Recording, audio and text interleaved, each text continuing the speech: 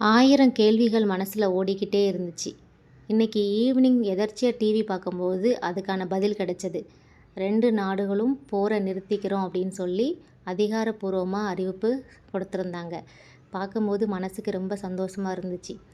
1000 கவலைகளும் 1000 சந்தோஷங்களாக மாறின மாதிரி இருந்துச்சு.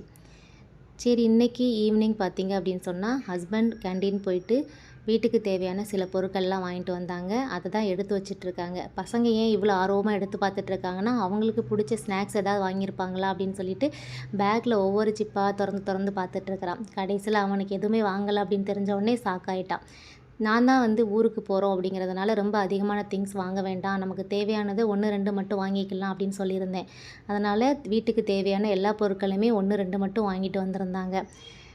ஊருக்கு போகக்கூடிய ஆசை நடக்குமா அப்படின்னு தெரியலை. ஆனாலும் நம்பிக்கையோடு இருப்போம் அப்படின்னு சொல்லிட்டு இருக்கிறோம். அதுபோக தம்பியோட ஆர்ட் கிளாஸ் எல்லாமே 1 வீக்காக ஸ்டாப் ஆகியிருந்துச்சு. இனிமேல் சூழ்நிலை யதார்த்தமாக மாறினதுனால ஒரு வேளை வெளியில் போகக்கூடிய வாய்ப்பு கிடைக்கலாம். இப்போ இந்த பொருட்கள் எல்லாத்தையுமே எடுத்து நம்ம ஸ்டோர் பண்ணி வச்சுட்டு வாக்கிங் போகலாம் அப்படின்னு சொல்லிட்டு கிளம்பிட்டுருக்குறோம்.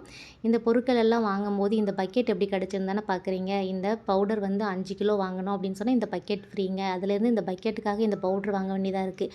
இது தம்பியோட திங்ஸு. இதை நாளைக்கு நான் காட்டுறேன் என்னெல்லாம் இருக்குன்ட்டு.